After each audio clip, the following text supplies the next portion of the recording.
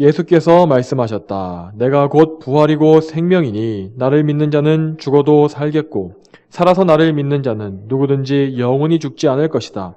내가 이것을 믿느냐. 아멘. 자, 오늘은 이 사도신경의 마지막 신앙 고백인 몸의 부활과 영원한 삶을 믿습니다. 라는 그 신앙 고백을 주제로 말씀을 선포하겠습니다. 이제까지 역사상 많은 이방 종교인들과 세속 철학자들이 이 영혼 불멸의 교리를 가르쳐 왔습니다. 영혼이 없어지지 않고 어딘가 내세로 가게 된다라는 그런 주장이었습니다. 자, 그런 사람들은 이 나름대로의 깨달음과 또한 영적인 감각을 가지고서 영혼이 사후에 가게 될 이상향에 대해서 자신들의 생각에 대해서 많은 말들을 남겼습니다. 자, 그러나 그런 모든 것들은 매우 불확실하고 추상적이고 희미하거나 혹은 근거가 불명확하며 조잡한 것들이었습니다. 자, 반면에 기독교는 이 세상에서 유일하게 영혼뿐만 아니라 몸까지도 죽지 않고 영생할 것이라는 그런 참된 성경적 교리를 가르칩니다. 오늘 본문에서 예수님께서는 그분 자신이 부활이고 생명이라고 말씀하셨고, 그래서 그 부활이고 생명이신 예수님을 믿는 자가 죽어도 다시 살 것이며 또한 살아서 그분을 믿는 자는 영원한 생명, 영생을 얻을 것이라고 말씀하셨습니다. 이 말씀을 잘 살펴보게 되면 예수님은 육신의 죽음을 먼저 부인하지 않으셨습니다. 자, 그러나 예수님을 믿는 자는 한 번 죽더라도 다시 살며 영생을 얻게 된다는 것이 예수님의 말씀이었습니다. 자, 먼저 여기에서 우리 성도들에게도 있을 첫 번째 죽음에 대해서, 이 몸의 죽음에 대해서 생각해 보겠습니다. 자, 성도를 포함해서 모든 사람들은 한 번은 죽게 됩니다. 자, 근데 그 죽음은 몸과 영혼이 분리되는 것입니다. 하나님께서 택하신 성도가 죽게 되면 그의 몸은 이 세상에서, 이 땅에서 안식을 누리고 영혼은 몸과 분리되어 하늘로 올려져 주님과 함께 살게 됩니다. 예수님께서는 이 상태를 낙원에 가는 것이라고 말씀하셨습니다. 자, 그분은 십자가에 달려 계시는 동안에 옆에서 회개한 강도에게 내가 진정으로 내게 말하니 네가 오늘 나와 함께 낙원에 있을 것이다 라고 말씀하셨고, 또 그분이 말씀하신 부자와 나사로의 비유에서도 나사로가 죽은 이후에 낙원에 들어갔다고 말씀하셨습니다. 자, 또한 빌립보서 1장 23절과 24절에서 바울 사도는 이렇게 말씀하기도 했습니다. 내가 둘 사이에 끼어 있다. 내가 떠나서 그리스도와 함께 있을 욕망을 갖는 것이 훨씬 더 좋지만 육신에 머무는 것이 너희를 위하여 더 필요하다. 자, 바울은 이 세상에 사는 것을 두고 육신이 영혼에 머물고 있는 것이라 말한 것입니다. 자, 그리고 떠났을 때에는 그 영혼이 그리스도와 함께 있을 것이라고도 말했습니다. 이처럼 성경은 이 육신의 죽음에 대해서 뭔가 무섭거나 끔찍한 것으로 말씀하지 않습니다. 자, 원래 죄인의 죽음은 죄에 대한 형벌이 맞습니다. 그렇지만 예수님께서 우리를 대신해서 형벌의 죽음을 담당하셨기 때문에 우리 성도들의 죽음이란 것은 그 성격이 완전히 달라진 것입니다. 성도에게 있어서 죽음은 우리를 그리스도께로 이끄는 일꾼과 같습니다. 물론 성도에게도 이 육신의 죽음은 마지막 그의 연단이기도 하기 때문에 물론 괴롭습니다. 그렇지만 성도는 그 마지막 그 심각한 연단 중에서도 하나님의 은혜로서 예수 그리스도의 공로로서 건짐을 받게 됩니다. 그리고 결국 그 영혼은 천사들에게 이끌려서 그리스도의 품에 안기게 되는 것입니다. 바울이 로마서 8장에서 말한 대로 죽음이라도 우리를 그리스도께로부터 끊을 수는 없습니다. 또한 영혼과 분리되어서 남게 된 성도의 몸은 이 땅에서 잠시 안식을 누리게 되는데 성경은 이것을 자는 것이라고 비유적으로 표현합니다. 성도들의 몸은 형벌을 받아서 무덤이라는 감옥에 갇힌 것이 아닙니다. 그 무덤에서 잠시 쉬면서 평안한 안식을 누리게 되는 것입니다. 우리의 몸은 마치 우리 성도들이 세상에 사는 동안에 하나님의 사랑 가운데에서 평안히 잠을 누렸던 것과 같이 무덤에서 자고 쉬면서 예수님의 재림날을 기다리게 되는 것입니다. 또한 고린도전서 말씀에서 성도의 죽음은 이 땅에 씨앗을 심는 것으로 비유되었습니다. 고린도전서 15장 42절 이하에 이렇게 나와 있습니다. 죽은 자들의 부활도 이와 같으니 멸망할 것으로 심고 멸망하지 않을 것으로 살아나며 욕된 것으로 심고 영광스러운 것으로 살아나며 약한 것으로 심고 능력 있는 것으로 다시 살아나며 육의 몸으로 심고 영적인 몸으로 살아난다. 육의 몸이 있으면 영적인 몸도 역시 존재하는 것이다. 성도의 몸은 이 땅의 씨앗처럼 심겨지며 그 몸은 결국 썩어져서 흙으로 돌아갈 것입니다. 그러나 그 몸은 결코 영원히 없어져 버리는 것이 아닙니다. 마치 식물이 싹이 나고 줄기와 잎이 자라서 열매를 맺듯이 성도의 몸은 영광스러운 몸으로 변화되어서 다시 살게 되는 것입니다. 그렇다면 우리의 부활이란 어떤 것입니까? 자, 부활에 대해서 생각해 보려면은 하나님께서 만드신 인간의 구성 요소에 대해서 먼저 알고 있어야 합니다. 하나님께서는 우리를 몸과 영혼을 가진 존재, 영혼과 몸의 결합체로 창조하셨습니다. 그러므로 사람의 존재란 것은 결코 영혼만으로는 완전해질 수 없는 것이기 때문에 이 영혼만 낙원에 가는 것으로는 완전한 구원을 받았다고 볼 수가 없는 것입니다. 하나님은 그분이 창조하신 우리의 전 인격을 구원하시기까지 그분의 구원 사역, 그분의 구속사를 멈추지 않으실 것입니다. 그래서 그분은 몸의 부활을 반드시 이루어 주실 것이라고 우리에게 약속하신 것입니다. 우리가 장차 입게 될 부활의 몸은 죄나 허물이 없이 영광스럽고도 아름다운 몸이며 결코 늙지 않고 병들거나 다치지 않는 완전한 몸입니다. 그 몸은 분명히 눈으로 보고 만질 수 있는 실제의 몸이 될 것이고 또한 우리의 자신의 원래 정체성은 유지될 것입니다. 그러나 그 몸은 이전과 다르게 절대로 죄에 빠지거나 더럽혀질 위험이 없으며 타락하고 부패할 위험이 없으며 신령하고 거룩한 영적인 몸이 될 것입니다.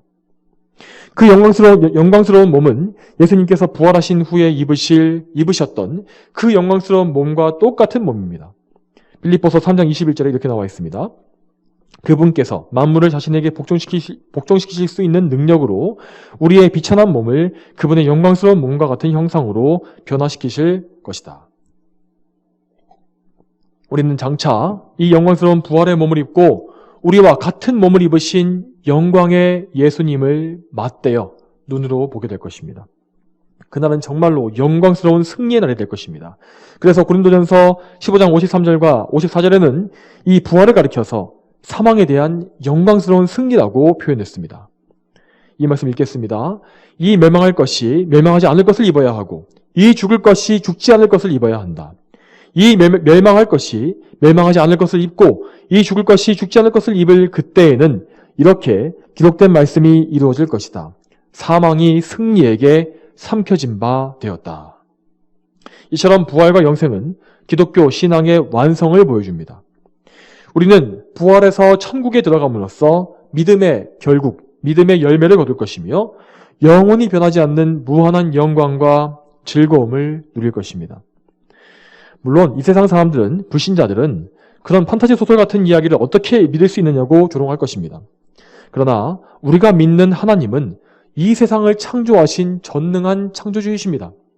그 창조주 하나님께서 우리가 부활하여 영원한 당신의 나라에 들어가실 것이라고 우리에게 직접 말씀으로 약속하신 것입니다.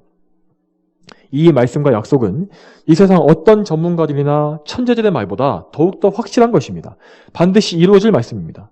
하나님은 모든 것을 다 하실 수 있으며 그분의 약속을 반드시 지키시고 또한 예정하신 일을 결코 바꾸지 아니하십니다. 그러므로 그분은 당신의 전능한 능력으로서 우리의 육신을 정말로 영광스럽게 바꿔주실 것이며 영혼과 몸을 모두 천국으로 이끌어 가실 것입니다. 부활의 몸과 우리의 영광스러운 상태, 이것은 오히려 우리가 이 땅에서 상상했던 것을 훨씬 뛰어넘는 놀라운 것이 될 것이 분명합니다. 우리는 그러므로 하나님을 신뢰하며 그분께서 이루실 구원을 기대해야 하는 것입니다. 성도 여러분, 그렇다면 이 천국의 영광을 바라보는 그리스도인들이 이 세상에서 살 때에는 어떻게 살아야 하겠습니까? 여러분, 궁극적으로 그리스도인의 영광스러운 삶은 부활 때의 최종적인 열매를 맺는 것입니다. 자, 그렇지만 그 영광스러운 삶의 시작은 우리가 이 땅에서 거듭나고 회심함으로써 그때 처음 시작되는 것입니다. 자, 물론 우리는 거듭난 이후에도 여전히 불완전합니다. 죄를 짓습니다. 하지만 우리는 그런 가운데서도 성령님의 내주하심 가운데에서 천국의 영광, 그 영광스러운 복락을 미리 맛보아 알 수 있습니다. 또한 우리는 이 말씀을 통하여서 영원한 천국에 대한 많은 지식들을 또한 이 땅에서도 소유할 수 있습니다. 이 세상에서 하나님을 예배하고 성도 간의 교제를 나누는 것, 그리고 삼위일체 하나님과 교통하는 것은 바로 천국에서 성도가 누릴 영원한 복을 맛보여주는 것입니다. 물론 이 세상에서 성도는 많은 슬픔과 괴로움을 당하며 자기의 죄와 싸우고 사탄의 권세와 싸우는 영적인 전쟁을 거칩니다. 그러나 바울이 로마서에서 말했듯이 사망이나 생명이나 천사들이나 권력들이나 현재일이나 장래일이나 능력이나 높음이나 깊음이나 다른 어떤 피조물들이라도 우리를 그리스도 예수 우리 주 안에 있는 하나님의 사랑에서 끊을 수 없다고 하였기 때문에 우리는 항상 영생의 소망을 잃지 말아야 합니다. 예수님께서는 사망과 죄의 권세를 다 무찔러 이기셨으며 마귀의 권세 역시 무너뜨리셨습니다. 이 세상의 권세들과 그 어떤 일들도 우리를 보혈로 감추고 사신 예수님에게서 우리를 떨어뜨려 놓을 수가 없는 것입니다. 그래서 이 세상에서 박해받고 또한 순교했던 성도들이 정말 매우 나쁜 일을 다 감수하면서도 자신의 생명을 잃어버리고 자신의 가족들의 생명을 잃어버리면서까지도 즐거워할 수 있었던 것은 그들의 영원한 영광과 즐거움을 정말로 믿었기 때문입니다. 이처럼 이 땅에서 영광스러운 천국을 바라보면서 영생을 미리 맛보며 살았던 성도들은 모두 다 빼놓지 않고 천국에 올라가 영생을 누릴 것입니다. 여러분, 그러면 이제 천국에 대해서 생각해 보겠습니다. 우리가 장차 들어가게 될 영생은 어떤 삶이며 또한 천국은 어떤 장소일까요?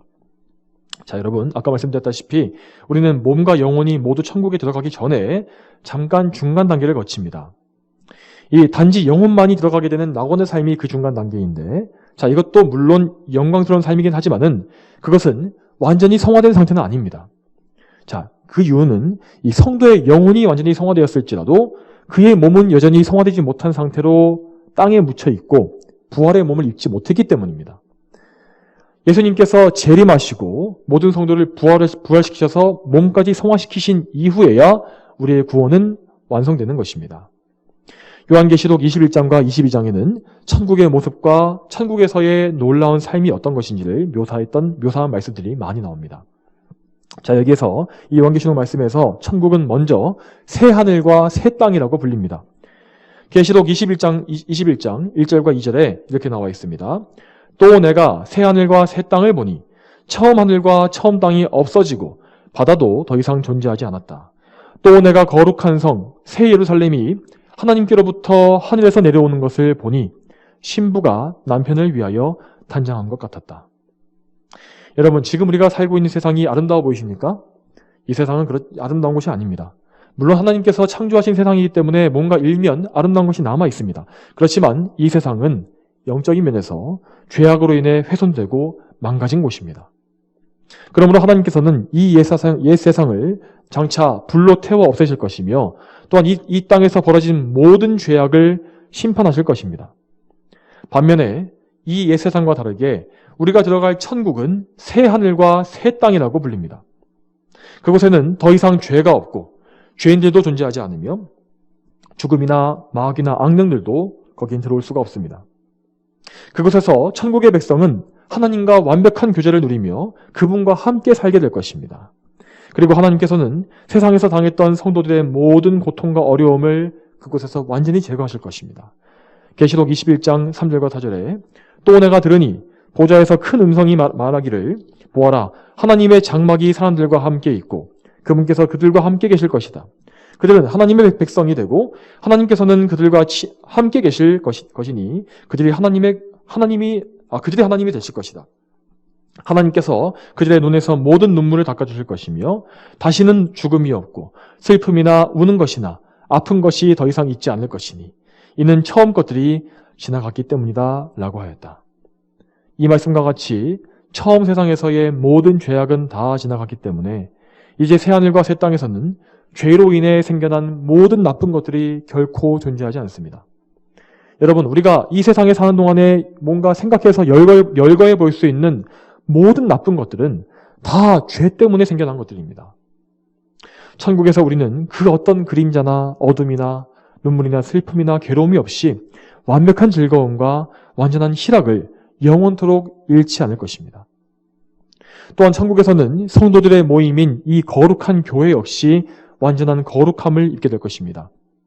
천상교회의 이 완전한 상태는 계시록 21장 9절과 10절에서 어린 양의 신부 또한 하늘로부터 내려오는 새 예루살렘으로 불리고 있습니다. 이 새 예루살렘은 영광스러운 교회의 모습이며 또한 성도들이 거할 하늘의 거처를 말하는 것이기도 합니다.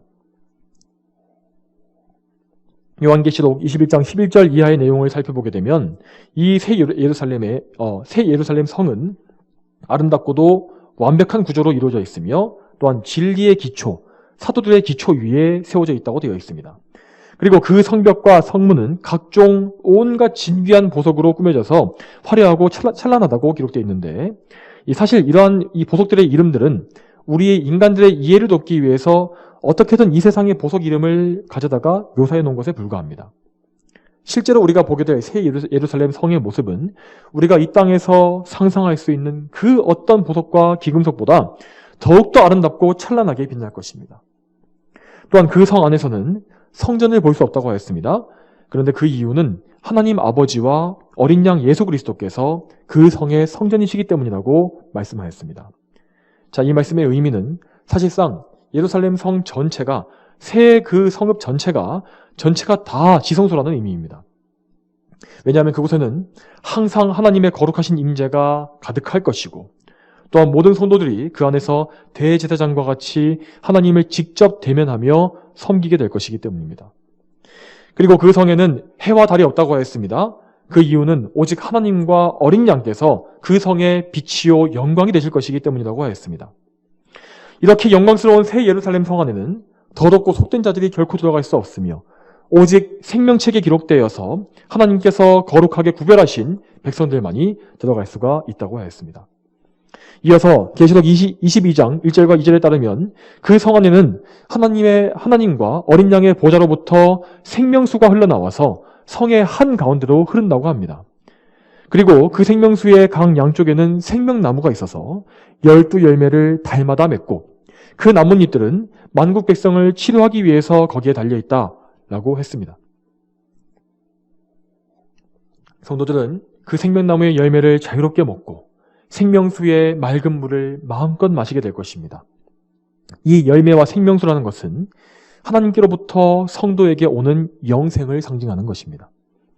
그곳에서 성도들은 완전한 사랑과 무한한 열심으로 하나님을 즐겁게 섬길 것이며 또한 하나님의 얼굴을 직접 뵐 것입니다. 또한 모든 성도들의 이마에는 하나님의 이름이 새겨져 있을 것이라고 했는데 이는 그들이 거룩한 하나님의 소유임을 보여주는 것입니다. 또한 존귀한 성도들은 예수 그리스도와 함께 영원 무궁히 왕처럼 다스리게 될 것이라고도 기록되어 있습니다. 더하여서 천국은 다른 모든 성도들과의 완벽한 교제가 성취될 곳입니다. 우리가 이 땅에서 불완전하게 누리고 있었던 성도 간의 교제, 물론 이 땅에서도 좋았지만 불완전했던 그 교제가 천국에서는 완성되는 것입니다. 그곳에서는 더 이상 서로 간에 미움이나 오해나 시기나 질투, 다툼이 더 이상 없으며 완전한 사랑만이 있게 될 것입니다. 모든 성도들은 한 마음과 한 뜻이 되어서 서로 완전히 사랑하는 가운데에서 한 분이신 하나님만을 영원히 즐거워하고 섬기게 될 것입니다. 그곳에서 성도들은 모두 다 왕처럼 존귀한 자가 되기 때문에 천사들보다도 더욱 높은 그런 신분이 될 것입니다. 여러분, 우리는 이 영광스러운 천국과 그곳에서 누릴 완전한 상태에 대해서 늘 소망하고 즐거워해야 합니다. 여러분, 그런데 중요한 것은 우리가 오직 이 성경의 말씀을 통해서만 이 천국을 알기를 힘써야 한다는 것입니다. 여러분, 오늘날 많은 신자들이 천국에 대한 잘못된 호기심 때문에 온갖 천국 간증에 귀를 기울이곤 하지 않습니까? 몇몇 사람들이 임사체험 등을 통해서 환상 중에서 또 무의식 중에서 천국에 실제로 갔다 왔다고 말하면서 이 자신의 체험을 책으로 쓰거나 아니면 간증 집회를 여는 것을 볼 수 있지 않습니까? 여러분, 그렇지만 그런 책들이나 그런 간증의 내용들을 보게 되면 성경의 내용과 모순되는 것이 너무나 많습니다. 또한 그런 종류의 그 환상은 직통계시의 일종이기 때문에 이 신구약 정경, 이 모든 책이 완성된 이후로는 필요가 없을 뿐만 아니라 절대 주어질 수가 없는 것입니다. 하나님께서 그런 것을 주시지 않기 때문입니다. 이 성경에 나와 있는 천국 체험의 대표적인 사례는 고린도후서 12장에 나와 있는 사도 바울의 기록에서 찾아볼 수 있는데, 바울이 그런 계시를 받았던 이유는 그가 사도로서 하나님의 계시를 직접 받을 수 있는 그런 직분을 가지고 있었기 때문입니다. 바울은 실제로 하나님의 인도하심을 통해 셋째 하늘, 삼층천, 그러니까 천국을 보고 왔습니다. 그러나 그 위대한 바울조차도 자신이 보고 왔던 천국, 그 천국에 대한 이야기를 마치 남의 이야기를 하듯이 아주 조심스럽게 기록하는 것을 볼 수 있습니다. 여러분, 이처럼 만일 누구라도 천국 체험을 실제로 했다면 그는 바울과 같이 겸손하며 조심스럽게 행동할 것이 분명합니다. 이 천국이란 것은 너무나 우리 인간의 몸으로 보고 알기에는 너무나 엄청난 것이기 때문에 감히 인간이 그것을 세상에서 떠벌리고 다닐 수 있는 수준을 훨씬 넘어서기 때문입니다. 그러므로 우리는 성경의 기록이 아니라면 그 어떤 천국에 대한 간증이나 체험담도 믿어서는 안 될 것입니다. 그런 모든 잘못된 것들은 결국 우리를 성경에서 기록된 말씀에서 멀어지게 만들고 또한 마귀의 미혹에 쉽게 빠지게 만듭니다. 이런 미혹에 빠지게 되면 우리는 참된 믿음을 잃게 되며 인간의 타락한 상상력에 의지하는 천박한 가짜 믿음을 가지게 될 수밖에 없습니다. 천국과 영생에 대한 영광스러운 지식은 성경에 나온 것만으로도 충분합니다. 우리가 그러므로 이 성경을 깊이 있게 묵상하고 연구한다면 우리는 정말로 영생에 대한 더 큰 소망을 가지고 살 수 있을 것이고 또한 이 세상에 대한 욕망을 더 많이 끊고 죄를 미워하며 거룩함을 사모하면서 살게 될 것입니다. 그렇게 해야만 우리는 이 땅에서도 천국을 미리 맛보면서 즐거워할 수가 있고 또한 천국에 올라가서도 큰 상급을 받으며 풍성한 복을 누리게 될 것입니다. 여러분, 이제 그러면 반대로 이 불신자들의 최후 상태에 대해서도 생각해 보겠습니다. 자, 성경 말씀은 분명히 불신자들도 영원한 삶으로 들어가게 된다고 합니다. 그러나 그 영원한 삶이란 것은 영광의 삶이 아니라 진노와 괴로움 속에서 사는 영생입니다. 예전에 이 성공의 신학자 존 스토트는 불신자의 영혼이 존재하지 않고 결국 소멸된다고 하는 영혼 멸절설을 주장해서 큰 논란을 일으킨 바 있습니다. 그는 지옥의 불이 형벌이 아니라 악인을 완전히 소멸하는 것이라고 주장했습니다. 그리고 그는 이 땅에서의 유한한 죄악들로 인해서 몸과 영혼이 무한히 고통받는다는 것이 불합리하다고도 주장한 바가 있습니다. 물론 이 사람의 본성상, 이 죄인의 본성상 악인의 몸과 영혼이 모두 형벌받게 된다는 성경 가르침을 싫어하는 것은 당연할 것입니다. 그러나 우리는 성경의 계시를 죄인의 본성에 맞추어서는 안 되는 것입니다. 악인의 최후 상태와 심판에 대해서도 우리는 오직 우리의 거부감을 다 떨쳐내고 성경에 따른 믿음과 지식을 가져야 하는 것입니다. 성경에서 악인은 죽음과 동시에 고통 중에 눈을 뜨게 될 것이라고 되어 있습니다. 부자와 나사로의 비유에서 부자는 죽어서 장사된 이후에 음부에서 고통 중에 있게 되었습니다. 그 음부는 불 가운데 고통을 당하는 곳이며 그 고통을 조금이라도 덜기 위해서 물 한 방울조차도 허락되지 않는 그런 두려운 곳이라고 하였습니다. 또한 그곳은 나사로가 들어갔던 낙원과는 완전히 갈라져 있어서 그 사이에 깊은 구렁이 있어서 절대로 서로 건너갈 수 없는 것이라고 하였습니다. 여러분, 이 말씀은 예수님을 믿지 않고 죽어서 음부에 한번 들어간 사람에게 다시는 구원의 기회가 없을 것이라는 사실을 의미하는 것입니다. 그러나 이 음부라는 곳은 단지 악인의 영혼만이 들어가서 고통받는 곳이며 장차 모든 악인들은 심판의 부활로 나와서 몸과 영혼이 모두 지옥의 멸망에 처할 것입니다. 요한복음 5장 29절에 이렇게 나와 있습니다.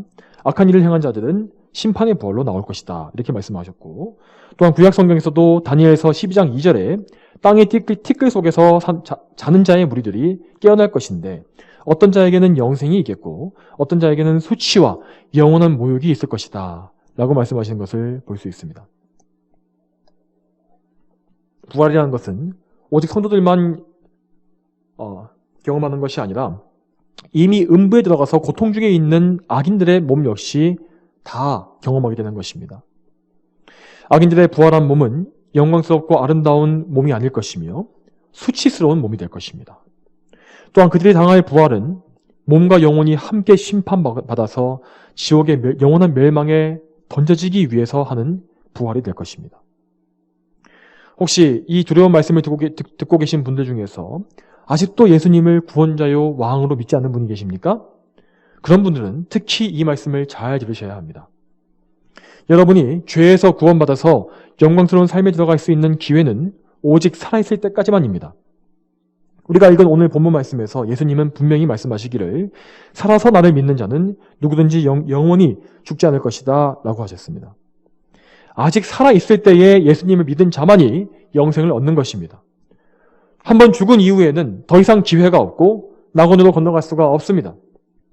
예수님을 믿지 않고 죽은 사람은 자신의 모든 죄악을 용서받을 기회가 더 이상 없기 때문에, 예수님의 구속이 없기 때문에 자기의 악한 행위대로 그대로 심판받아서 영원한 지옥의 멸망에 떨어지게 되는 것입니다. 천국의 삶이 영원한 것처럼 지옥의 삶도 영원합니다. 천국에서 누릴 기쁨이 영원하듯이 지옥에서의 고통과 슬픔도 또한 영원합니다. 악인들은 마귀와 귀신들과 함께 그 지옥에 떨어져서 슬피 울며 이를 갈게 될 것입니다. 여러분, 이 말씀을 결코 헛되게 듣지 마시기 바랍니다. 또한 이 말씀을 흘려듣거나 우습게 여기지도 마시기 바랍니다. 여러분은 지금 구원으로의 초청을 받고 있는 것입니다. 이 구원의 초청, 하나님의 부르심을 무시한 사람에게는 분명히 하나님의 진노가 있게 될 것이라는 사실을 반드시 기억하시기 바랍니다. 하나님은 분명 사랑의 하나님이시며 그분 자체가 사랑이십니다. 그렇지만 그분은 동시에 두려운 공의 하나님이시며 진노하시는 분이십니다. 그분께 나오지 않고 구원자 예수 그리스도를 무시하는 자들에게 하나님의 사랑이란 것은 단지 이 세상에 사는 동안만 잠시 인내해 주시는 것으로 끝날 것입니다. 여러분, 지옥은 하나님의 모든 은혜와 사랑이 다 없어진 곳이며 오직 공의와 불타는 진노로만 가득한 곳입니다. 여러분이 이 땅에서 이 하나님의 은혜 덕에 누렸던 모든 좋은 것들을 지옥에서는 다 빼앗길 것입니다. 그곳에는 꺼지지 않는 불이 계속 타고 있지만 벌레조차 죽지 않기 때문에 모든 사람이 죽지도 못한 채 계속해서 불로 소금치듯 하는 고통을 맛본다고 하였습니다. 여러분은 이 성경의 경고를 반드시 기억하셔야 합니다. 하나님과 그분의 계명을 두려워하시기 바랍니다.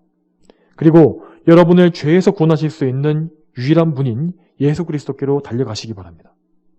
그러면 여러분은 사망에서 생명으로 옮겨지게 될 것이고 영원히 그 생명의 복을 잃지 않을 것입니다. 성도 여러분, 오늘로써 우리는 이 사도신경의 모든 신앙 고백에 대해서 설교를 다 들었습니다. 이 사도신경은 기독교회가 가장 처음 정리했던 신앙 고백으로서 우리 기독교 진리, 성경의 진리의 핵심들을 담고 있는 가장 기초적인 교리들입니다. 그러므로 여러분, 이 교리를 더욱더 깊이 연구하고 더 많이 알아가시길 바랍니다.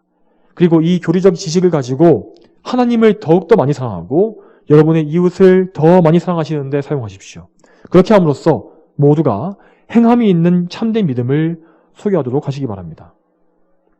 거룩하신 하나님께서 우리 모두에게 온전한 지식과 참된 사랑이 함께 조화롭게 함께하는 진실된 믿음을 굳세게 해주시기를 소망합니다. 다 함께 기도하시겠습니다. 거룩하신 하나님, 오늘도 이렇게 이 사도신경의 마지막 신앙 고백을 통해서 우리가 영생과 부활 그리고 천국에 대해서 조금 더 알게 하시니 감사합니다. 하나님 아버지, 저희가 이 천국에 대하여서 성경 말씀대로 믿게 하시고 또한 성경 말씀을 깊이 읽고 연구함으로 말미암아 천국을 더욱더 알게 되고 영생의 상태에 대해서 더 많은 지식을 가지게 됨으로써 정말 저희의 장차 있을 그 영원한 소망을 더욱더 굳세게 붙잡게 해주시기를 소망합니다. 예수 그리스도께서 우리를 위하여서 죽으시고 부활하신 그 모든 십자가의 공로는 다 마지막에 천국에서 우리를 부활시키시며 또 영생에 들어가게 하실 것으로 결말을 맺을 줄 믿습니다. 하나님, 우리가 예수님을 항상 바라보게 하시며 또한 우리와 똑같이 부활의 몸을 입고서 우리를 맞이하실 그 예수님을 항상 정말 그리워하며 생각하게 하여 주시옵소서. 그리하여서 우리가 이 땅에 사는 동안에 정말 하나님의 말씀에 정말 순종하며 천국의 복락을 미리 맛보면서 천국을 소망하며 하나님께 순종하는 그런 삶을 살 수 있도록 인도해 주시기를 소망합니다. 감사드리며 예수님의 이름으로 기도 올립니다. 아멘.